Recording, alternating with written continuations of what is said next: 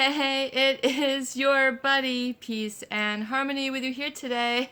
Much love going out to all the beautiful, empowered harmonizers. We are zooming in and focusing in a little bit more in depth on understanding a manipulation tactic that you will see often from people who are psychopathic or antisocial personality disorder type of pattern of behavior. And that tool of manipulation is that of divisiveness.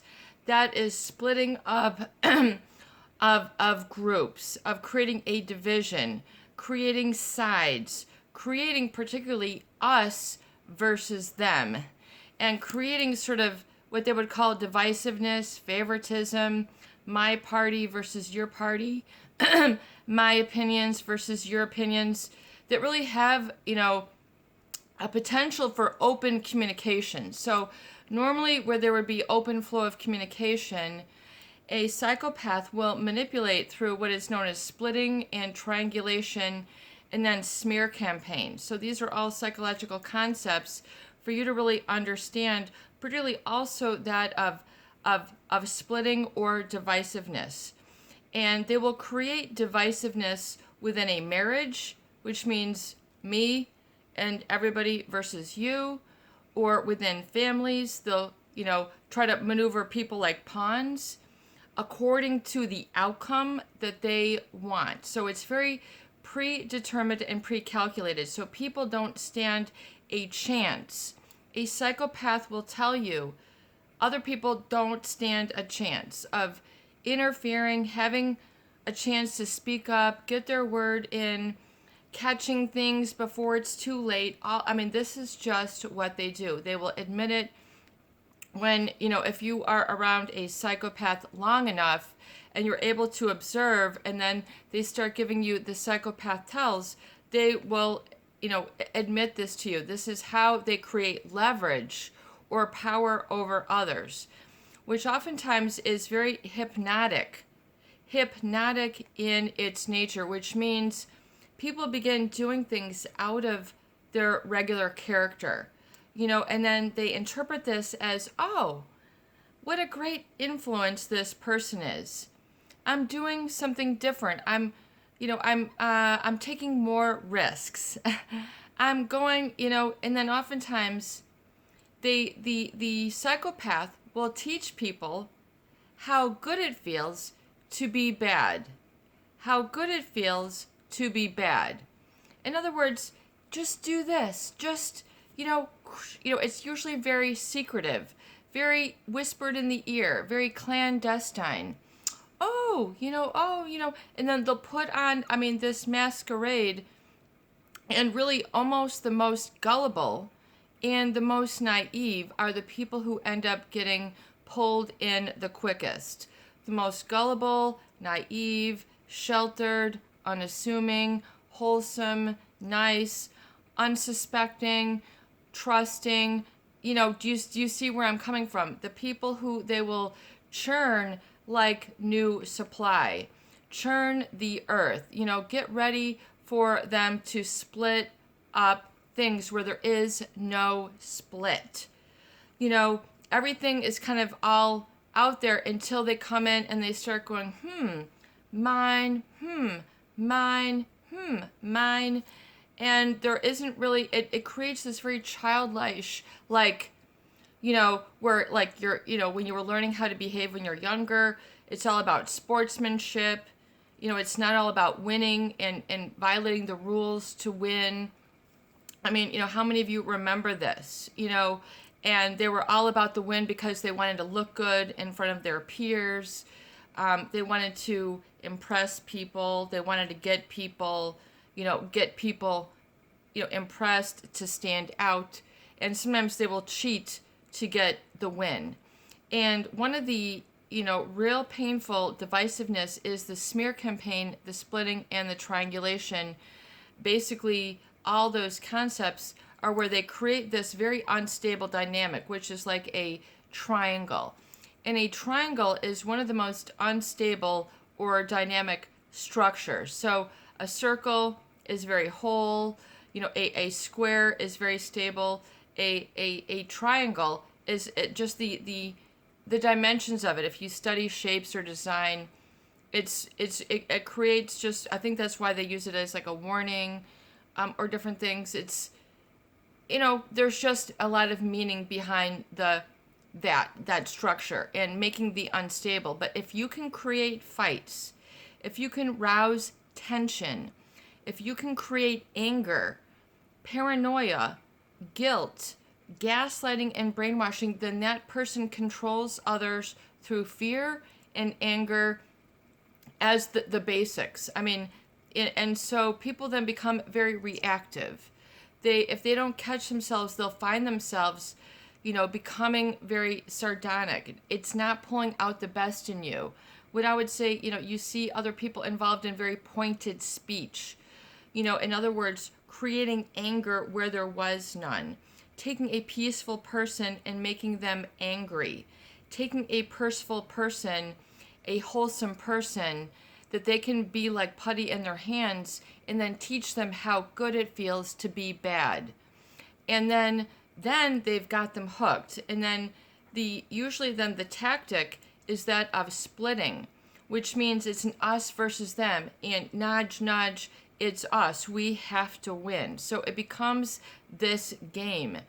And they create games where there are none. They create family politics where there are none. They create work politics where there are none.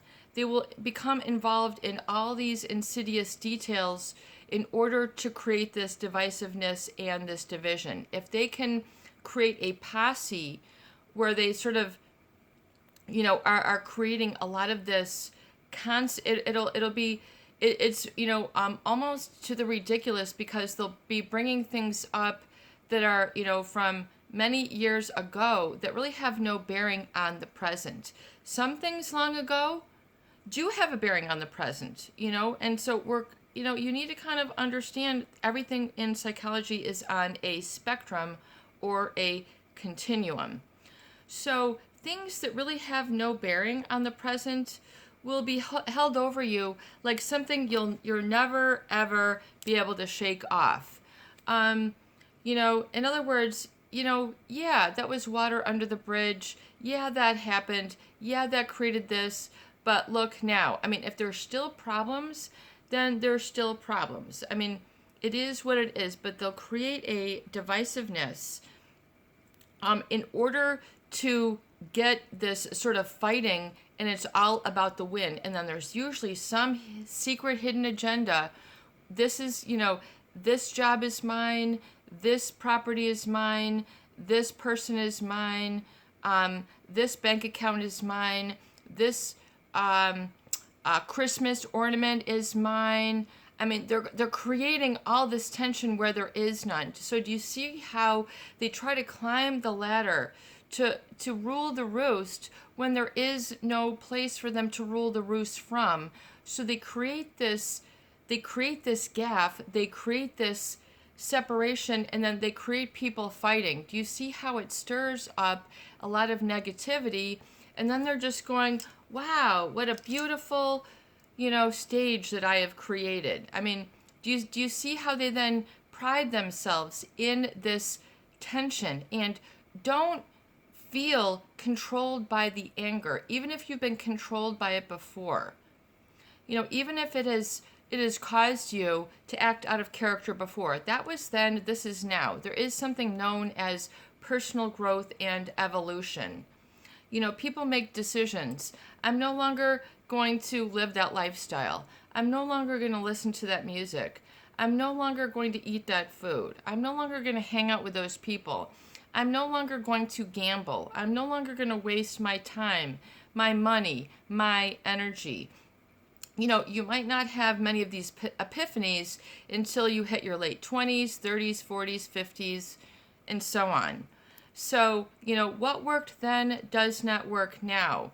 And so it's okay to have that penthouse view and go, wow, I'm not being pushed over and bullied by the anger and the paranoia and the gaslighting and the engineered crazy making. Do not fall into the stew. Do not fall into the cauldron. Do not fall into the negative, angry mix. It is all a manipulation tactic.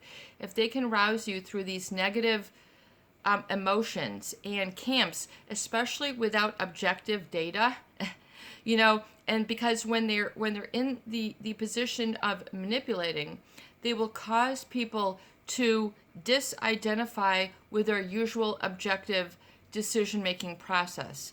In other words, usually I would vet something out. Usually I wouldn't do that. Yeah, that's too risky for me. Yeah, but then there's the thrill of the win. This is how they will manipulate others. The thrill of the chase, the thrill of the win, the thrill of getting away with things. Realize that it's, moderation. Where does moderation come into play when you think about this? Remember what we talk about in moderation. And I'll leave that for you to explore and then understand if you can see this pattern and identify it for yourself and stop back and say, nope, I'm not falling for it. I see through, and I understand what the hidden agenda is now, and so it is. And then claim your perspective and know it to be so and be grounded. And don't fall for the divisiveness. Don't take camps. Don't take sides. Don't become overly judgmental, especially acting it in, because it'll only serve to destroy you from within, which basically is what the psychopath is hoping will happen. This is your buddy, Peace and Harmony, with you here today, and I hope that these videos do help.